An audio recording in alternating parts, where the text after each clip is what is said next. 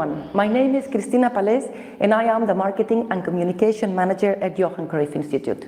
I am pleased to welcome you to this webinar series on Web3 and blockchain in collaboration with our partner Zetly. Experts in marketing, sales and blockchain will share their insights on how these technologies are transforming the industry.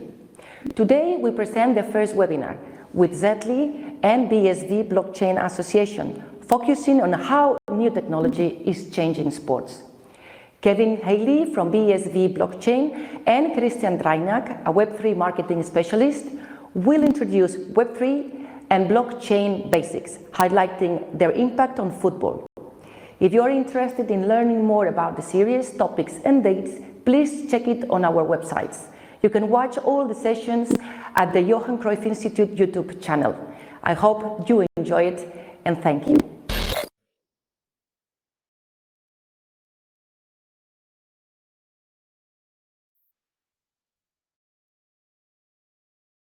Okay, welcome. Can you guys see my screen? Krystian, Yes. Can you tell me? Yes. Okay, great. You can carry on. Okay, so I'm Keavin Healy from the BSV Blockchain Association, and I'm a content specialist there, and I'm going to give you an introduction to this. And then we also have... Yeah, and I'm Krystian Dryniak, web marketing specialist, cooperating with Zetly. So thank you for having me today. Okay, great. So this is what we're going to cover today. Want to spend about 15 minutes on each topic. So the first section, we're going to talk about Web 2 to Web 3. So how is Web 3 different? And then in the second section, we're going to talk about the basics of the blockchain, just some basic concepts that you should know about. And then finally, we're going to get into some use cases for the football industry. And then we'll have a question and answer. So let's go ahead and get started with part 1, Web 2 to Web 3. So first of all, what is Web 2? So Web 2 emerged when the internet started to become interactive. So with Web 1, you basically had, one-way broadcasts pages. It was static, you couldn't interact with it. It was just content, basically. But then as Web 2 emerged, you started to have interactivity and user-generated content. So people would upload photos, they'd create profiles, they'd make connections, and they'd start contributing a lot of data. Okay, now the problem emerges with that is who owns the data. Okay, when you upload a photo to a social media company, it's on their server. They monetize it. Okay, they put ads around it, but you don't get paid. It's your data. And they can take it down, they can censor things. And so there's this real problem with Web 2 is it's very unclear who owns the data. Now, there's a former Facebook executive, Chamath Palihapitiya, that said this in an interview. The link for YouTube is right here. And he said that social media or user-generated content is modern feudalism.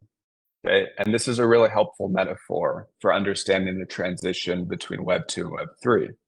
Okay, and you can imagine whoever controls the server, okay, the company is sort of the lord, the feudal lord, and all of us are sort of subject to their whims, right?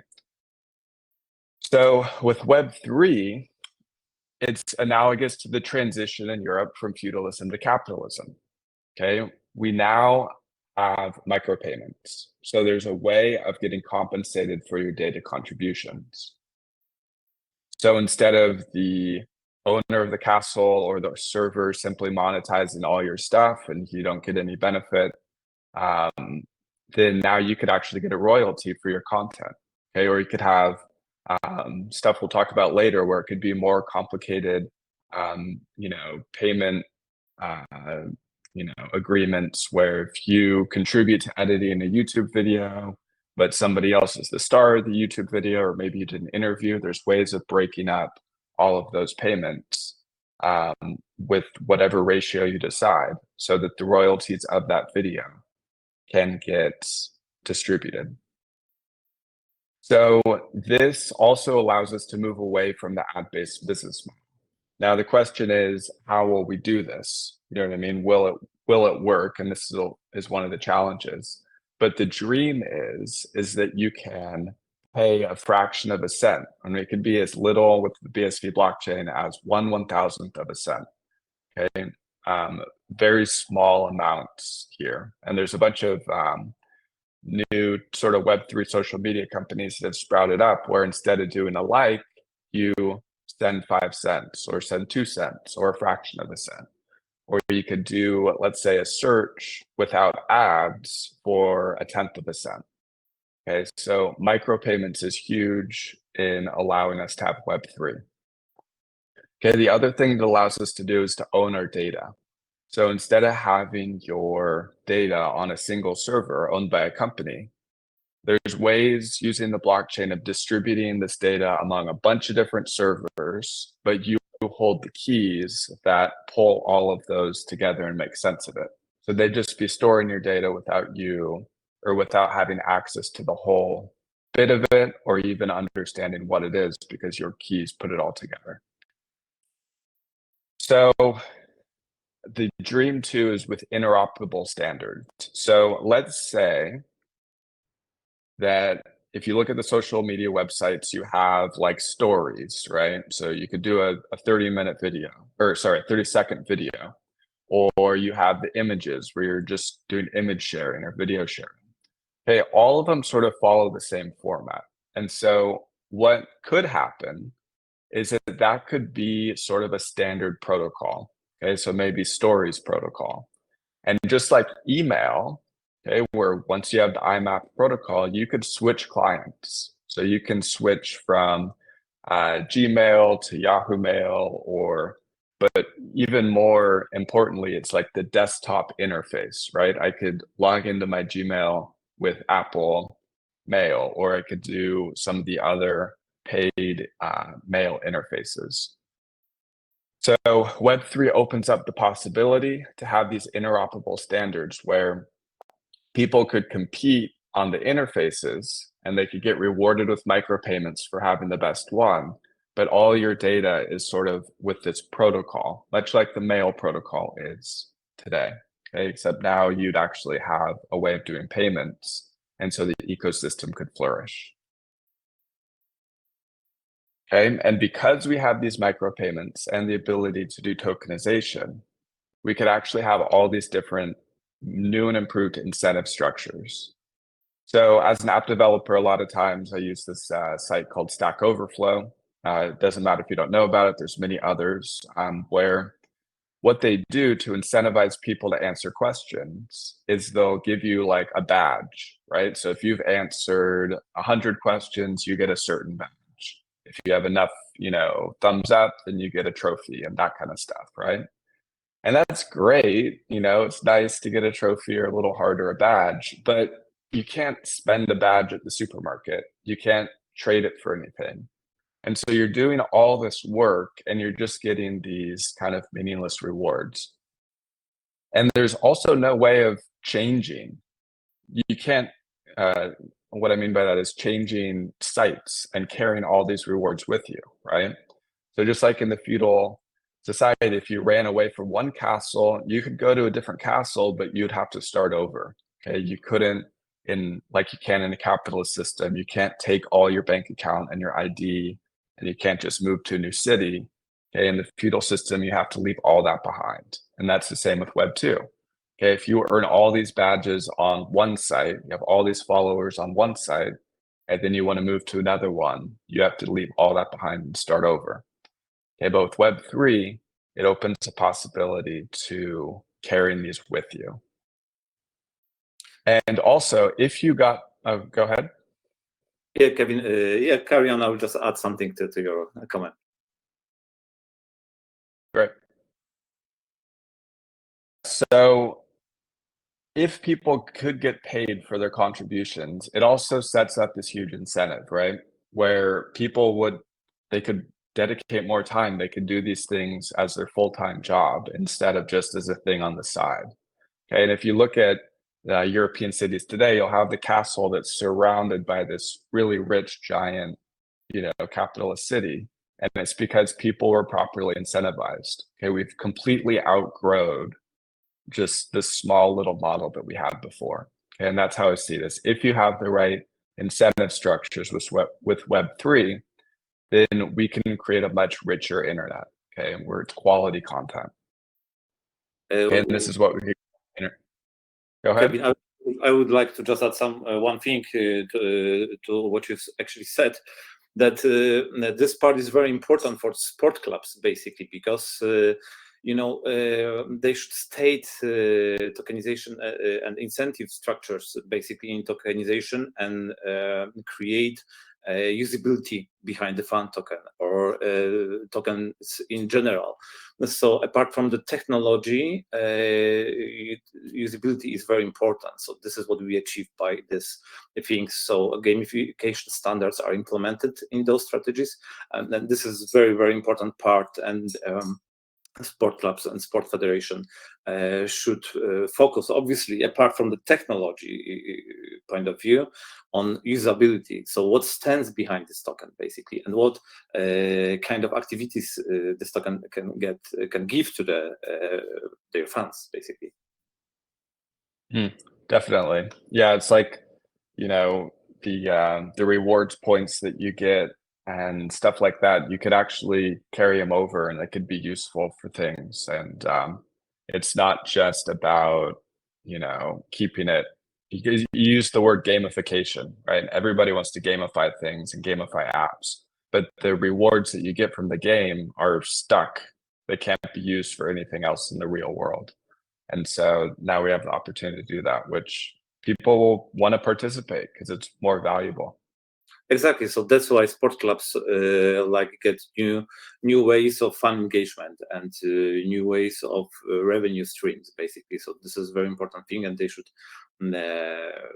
implement correct usability in their strategies, tokenization strategies. And we'll share some of those later, I think. Yeah. Okay. So yeah, we call this basically the internet of value, right? So you have micropayments, you can set up proper compensation, and you can do monetization other than advertising, right? The advertising business model is really kind of clunky. Okay, first of all, you're sending all this data. Okay, if you look at actually when you download a web page, most of the data is actually the ads. Okay, so we're transferring all this ad data that plugs up the bandwidth, and then it distracts you, and most of the time you don't even click on it, and so it's just wasted data, right? But if we can have schemes other than advertising where people actually pay, and if it's a micro payment where it's a fraction of a cent, you don't even think about it, right? Do you care if you do a fraction of a penny per Google search that you have to load up every month? Maybe you put in $1, $10 or whatever. It doesn't matter to you, okay? But it sets up this brand new scheme that's much, much, much healthier, and the internet can become much richer in quality. Okay, so we talked about this. Imagine the difference between the richness of a feudal castle versus a capitalist city. Okay, when people are properly incentivized, it becomes richer. The capitalist cities just overgrew the feudal castles in Europe. Okay, so that was part one, the transition from Web 2 to Web 3. Now we'll talk about the blockchain, okay, the fundamental concepts that make Web 3 possible. So you've probably heard this term, it's a distributed ledger, right? So the thing that most people think about the Bitcoin blockchain for is payments.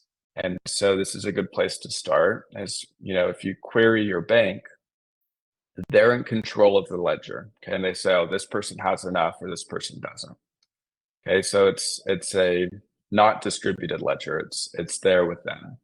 Okay, but with Bitcoin, it's distributed, right? So instead of relying on a single entity to maintain and verify the transactions, this is distributed among a network of nodes. Okay, people refer to these as the miners. In the BSV blockchain, we like to use the word transaction validators. Okay, but what these people do is they gather transactions into blocks and they add a block to this chain approximately once every 10 minutes. Okay, so every 10 minutes you add a block to the chain and you get collectively what is known as the blockchain. Now the question is, well, who gets to add the next block? You have these competing miners or transaction validators, but who do we get, have the ability to add the next block to the chain? And there's really two main types of what we call consensus mechanisms, where we get to decide who gets to add the next block. One is proof of work, and the other is proof of stake. Okay, now Bitcoin is founded with proof of work, okay, and it still has it, but a lot of these other blockchains sort of copied it and then started changing things. And one of the things that changed the most is the consensus mechanism, and a lot of them use proof of stake. And they advertise it as being more, environmentally friendly and this kind of stuff, but it's a little bit disingenuous, because if you look at it, it's similar to shares of a company. Okay, so if you own enough coins, then you start to own the network. And if you own a majority of the coins, then you can really control the network. So you could think of proof of stake as anti-competitive, because if you own enough shares, nobody can come in and get shares, right? They have to get them from you. So you own the network, right? And right now people don't, but they have the opportunity of proof of stake to own the network. Okay, and so that's not the best consensus mechanism. With Bitcoin, the whole idea was to have it be competitive. So anyone can join at any time, and as long as you're solving this puzzle, then you can participate in the network. And even the incumbents, the people that are the biggest miners, they can't rest on their laurels forevermore. They have to continually find more efficient ways of solving the puzzle. Now, people say, oh, electricity usage and that kind of stuff. Bitcoin has a sort of long history. There's different splits of Bitcoin. The one that is popular, that's trading for 50,000 or whatever dollars it is today, they actually totally messed up the electricity thing, okay? Because they kept the blocks really small. And so you could only do 7 transactions a second, and yet you have to compete to do these hash puzzles. And so it's just a total waste of energy. Whereas in BSV blockchain, which is the original implementation of the Bitcoin protocol, the one that's in the white paper, the blocks can get infinitely sized. And so as more transactions are added to the network, you're not increasing the electricity of the hash puzzle. Okay. And so it'll just be these, normal size sort of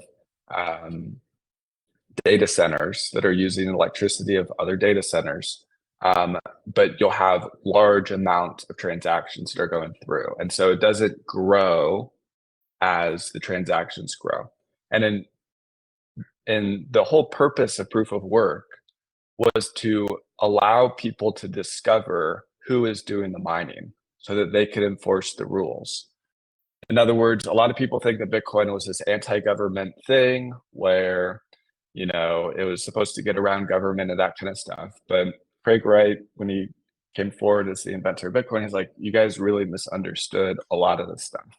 And proof of work was meant to signal, because you can't hide a data center, right? You have electricity costs, you have all the, the property that you've bought, you have all the equipment that you've bought with receipts. You can't hide a data center. And so the governments can come in and say, look, this is proceeds of crime, it has to be reversed, things like that. So proof of work is the better system.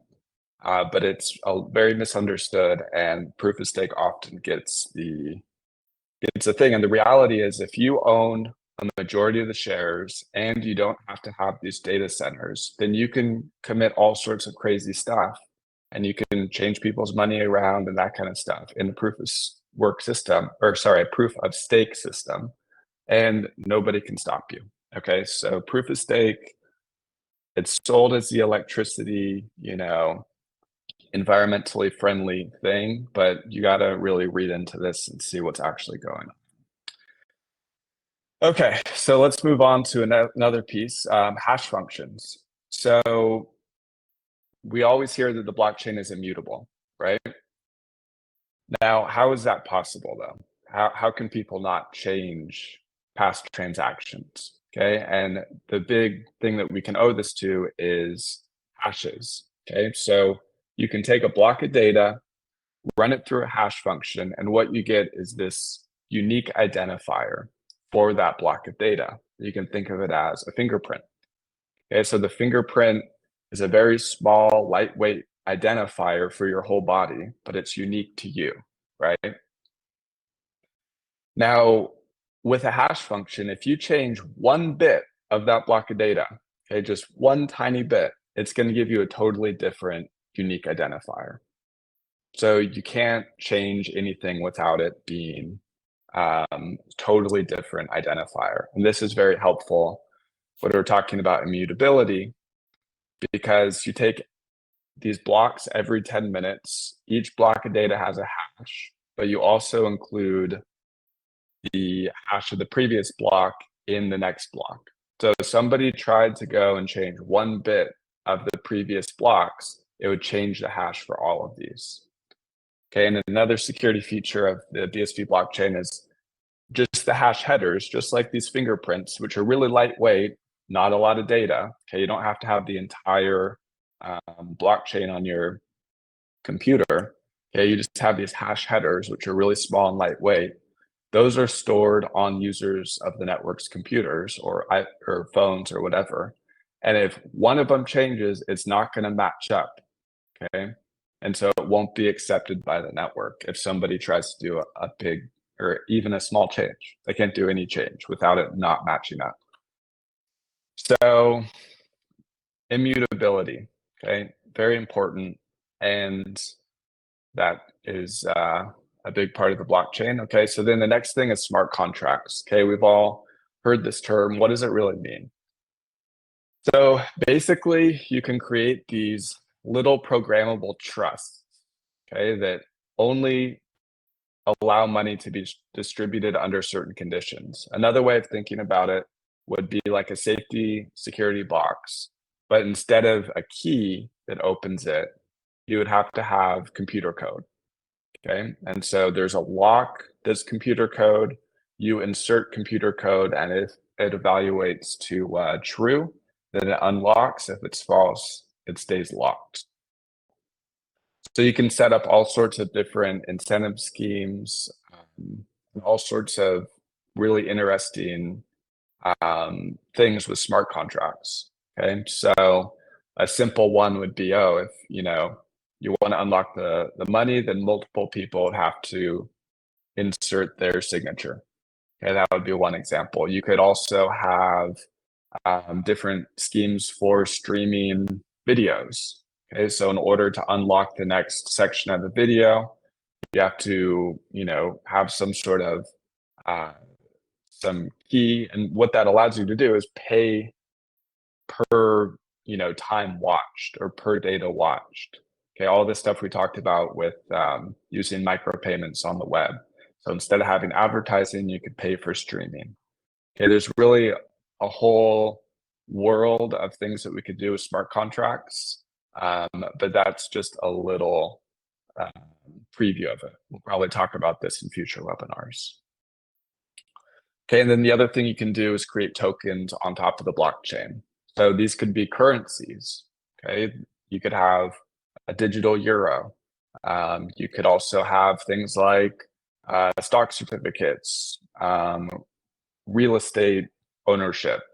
Okay, the one thing that we hear a lot about is the NFTs, and those are kind of a very silly, introduction to these.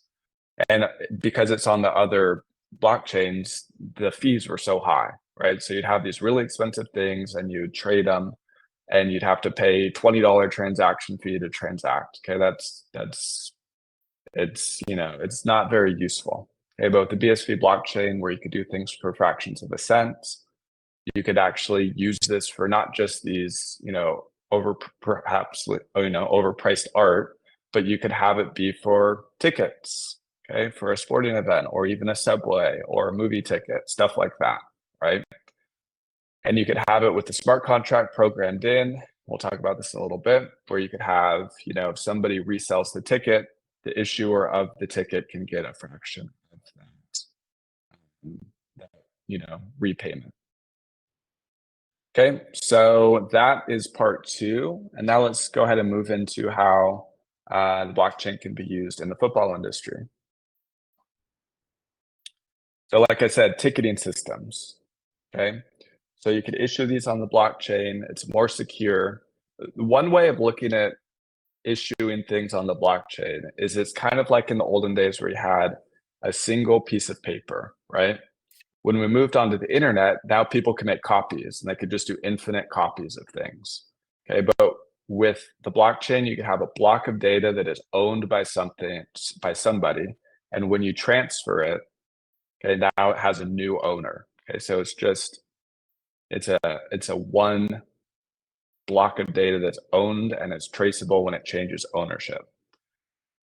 So it helps with things like fraud and stuff like that. And then, like I said in the previous one, on the secondary market, if scalpers buy a bunch of tickets, you could actually have it set up so that they can resell it. You could have price discovery, but as the issuer of the ticket, you're going to get a percentage of that resale.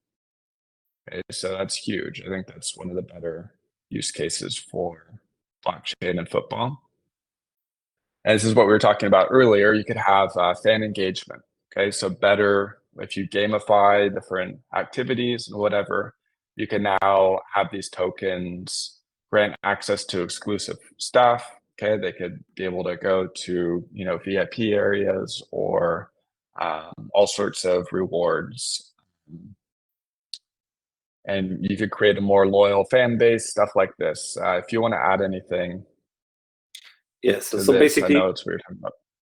Yeah, it's very, very important. And so far we have a lot of use cases on the markets, basically in the biggest sport clubs. So we have a few implementations. So, the popularity of this tool is associated with the market, basically, and knowledge about this new technology. So basically, by using fan tokens, sport clubs can give part of their decision process to the fans, and basically they can create a new ways of fan engagement. For example, 12-player or away games, or totally different things. Basically, they can involve their fans directly in the decision-making process, which strengthens blockchain.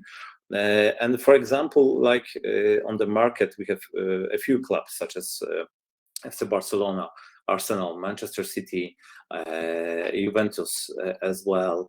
We have FIFA, which issued FIFA Collect during the World Cup, basically, and this way they introduced this technology to the huge audience around the world. So before starting the whole process, sport clubs should create such a strategy, how they will engage their fans, in which ways, what kind of rewards they will get, because it's a very important thing, because without this usability, without this utility, the tool might be not good enough for the fans, and basically they will leave the process, and adoption won't be successful. So it's very important to think about this, and apart from that, it's very important also to educate fan base, educate fans of the clubs, and basically give them the knowledge, right? So every sport club should prepare their fan base for the new digital fundamental shift in ways of engagement. And apart from that, remember that by using this technology, we can create like 24/7 model of fun, right? Of engagement with the club. So not only the match day, not before the match day, but the whole week long, we can engage our fans. And this way, basically, everybody's using the smartphone these days. Some of the people buy Bitcoin. Bitcoin ETFs showed up on Wall Street a few weeks ago. So we're getting there.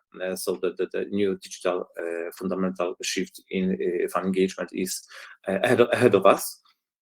So let's start with a proper strategy, and we should show the steps for our fans, how they should engage, and I think it will guarantee new levels of fan engagement and basically new levels of fan engagement and the revenue streams also, right? So this fan engagement is very important, and some of the clubs, for example, like Paris Saint-Germain, with Lionel Messi, they paid him a part of his salary in fan tokens. So the use case with Paris Saint-Germain is quite interesting because they set up their fan tokens on protocol ERC20, which is based on Ethereum. And right now, from the beginning of the year, they are testing a new tool such as network validator, which will be the first market implementation right now. So the good thing is to choose the proper technology partner, which will provide, and also the speed of the transaction is very important, right? Because it will be a huge amount of transactions. So it's very important to choose the right partner, right technology partner, and basically, the company which can provide knowledge and give us a hand during the whole process. So bear this in mind as well. So Keavin, would you like to add something to that? That's actually a really great idea, is to have the getting paid in fan tokens, like, who's the most valuable player or whatever. Let the fans decide, or even some of the salary or paid that way. That's an interesting use case. I didn't think of that. So yeah, fan engagement, huge. Let's move on to the next one. So sports betting. So micropayments, okay? This is another use case where you can do, small bets or even larger ones. If you do a larger one, the blockchain can sort of verify that there hasn't been any tampering or any sort of fraud with the issuer of the tickets and stuff like that. So you can also have automate payouts. People could get their money faster and stuff like that. It could be all digital instead of having to go to the booths and things like that. So sports betting is another one, places where it's legal. And this also kind of ties in, if you're going to do merchandise sales, there's a lot of things that blockchain can do to help prevent fraud in supply chains. When I was at the London Blockchain Conference, this guy was doing a presentation, and I was able to talk to him afterwards, or beforehand actually, and he was showing me this thing where it's basically on a cigar box. It's like the sticker that keeps the thing shut had a chip in it, and if that chip was ever cut, then when you go to check it on the blockchain, it wouldn't register. Okay, and so being able to do all these different things in the supply chain to verify that you have the actual authentic product is huge. Okay, and then smart contracts, this would probably take many years to develop because governments have to be involved, but things like taxes and royalties for merchandise sales, they could all be automated and just in programs, instead of somebody having to do the accounting on that, and maybe there's some stuff going on where it's not honest and stuff like that. So it could allow for reduced fraud and speeding up compensation. And then you'll probably want to talk about this one, but player transfers. You could have important events being recorded to this immutable blockchain, and in the same way, maybe like you have like the car, like with me, when I go to take my car in for service, then there's different things that are recorded, that I changed the tires on this day, or I changed the brake pads here, and that's all sort of kept in this record. And then when I go to resell the car, well, there's this record of things that have happened, and if I didn't maintain things well, or maybe a player had a health problem, or I don't know, I'm not an expert on this area, but basically what we could do is keep records for people, and that can help within the transfer. And then we kind of touched on this with the back here with the fan engagement. But one of the things that's talked about a lot in the Web3 thing is this decentralized autonomous organizations. Now, I think that you'd have to be really careful whether you're selling a security or what, this kind of stuff. It's very legally complicated. But you could, in the same way that you have shares of a company, you could have these decentralized tokens that allow you to participate in, choices for an organization. So again, a lot of people were super excited about this in the beginning, and then it's like, well, you have security law. It's not really a new thing. It's just a more efficient way of doing shares and ownership and that kind of stuff. And so a lot of people are running into to problems with the law on that. But if there were ways of working with the law, you can now have more efficient ways of doing fractional ownership and decision making and stuff like that. Okay, so I think that's all we got, and we can move on to questions unless you have anything to add.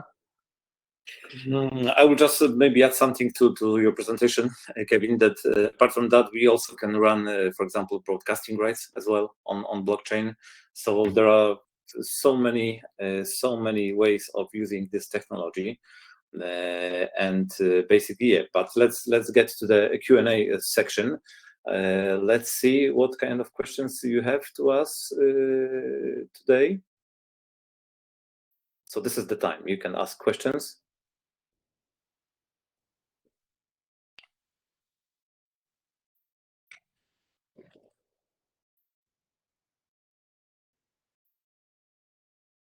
Too many right now, Keavin?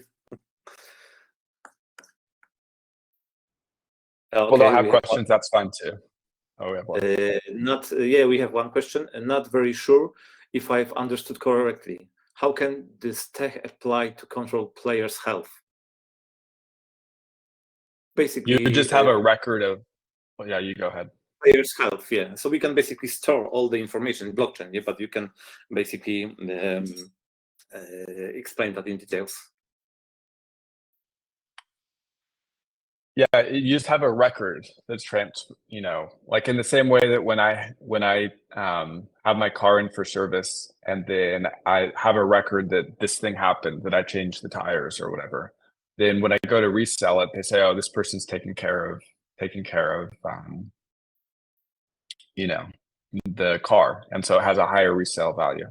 So with the player transfers, somebody else that was somebody else's use case, and so I probably shouldn't even be talking about it, and that's why it's misunderstood.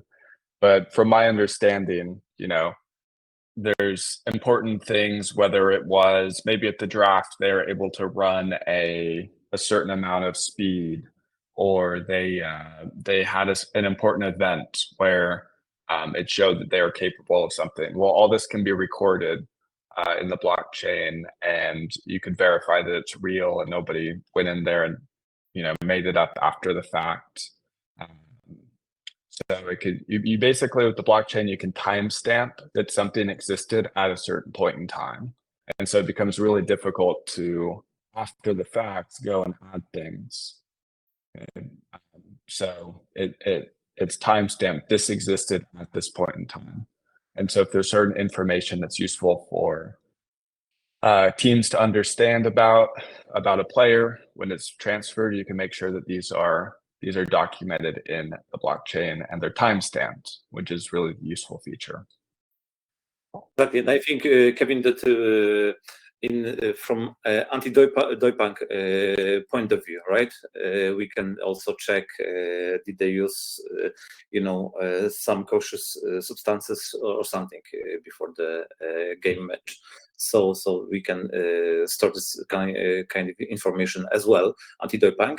And in the future, like in terms of IoT, right, Internet of Things, some gear, I mean shoes or some outfit, sport outfit, might be connected as well through some kind of sensors and basically connected to blockchain and to artificial intelligence. So I think it might be the future. Why not? We experience this kind of outfit and this kind of solutions right now. Especially, I have met such as some companies globally on sport fairs which provide this kind of equipment. Another question: what kind of platform must be created to manage the blockchain movement within a football club?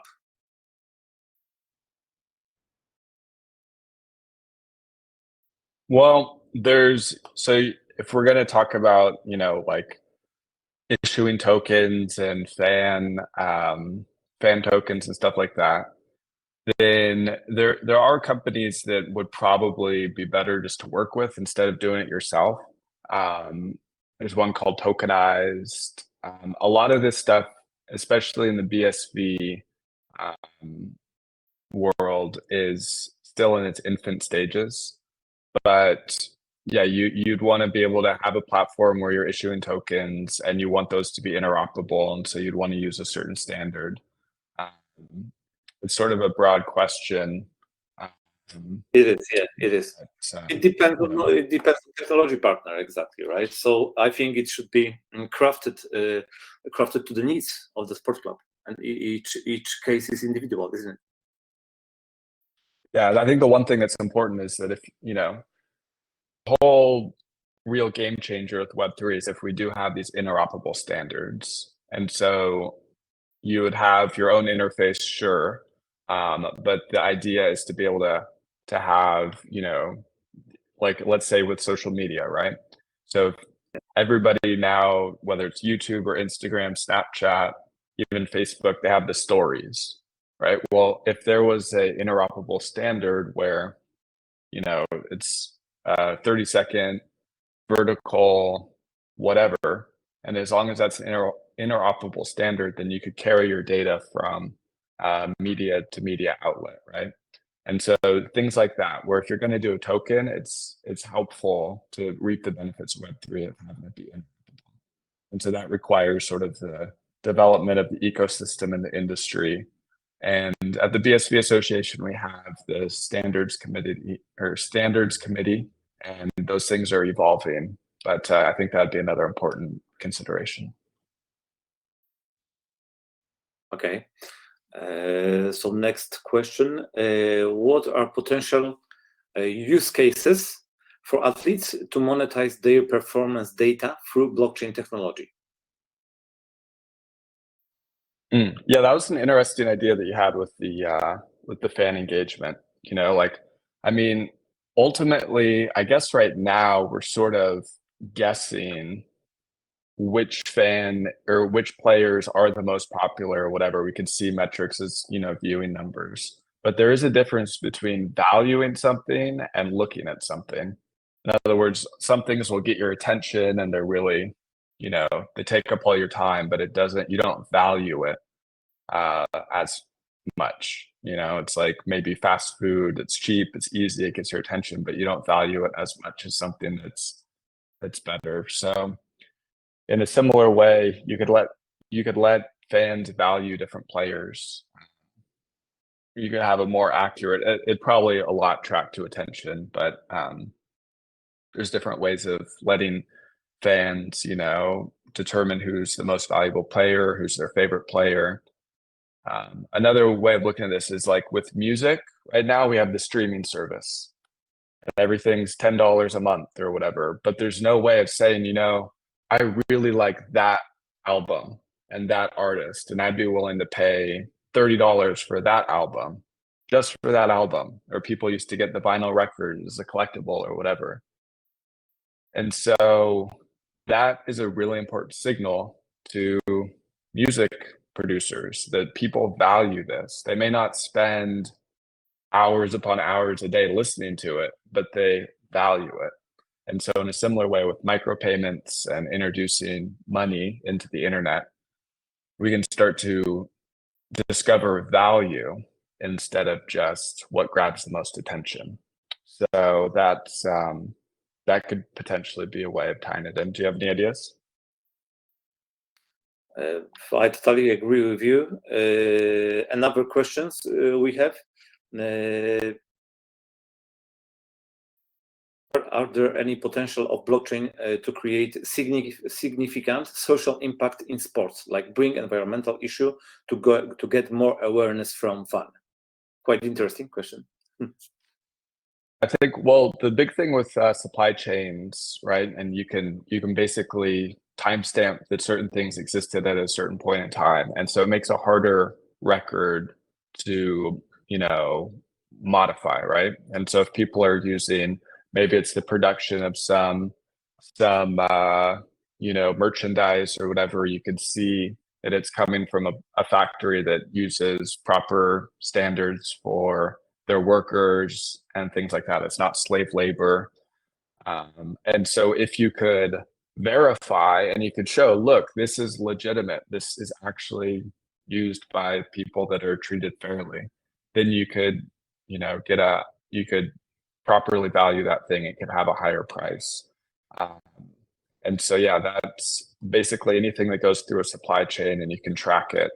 I think that's a huge use case for social impact, because if people are just given the choice, it's like, okay, you could have this or you could have this, and this is a lot cheaper, and they don't know the history. They don't know that it was, you know, manufactured by child labor. They don't, or slave labor or whatever. They're just going to go with the cheaper option. And so with blockchain, it gives us the opportunity to start telling the story and verifying the story of how this thing was actually produced. One of the industries that I'm most interested in and involved in would be the food industry.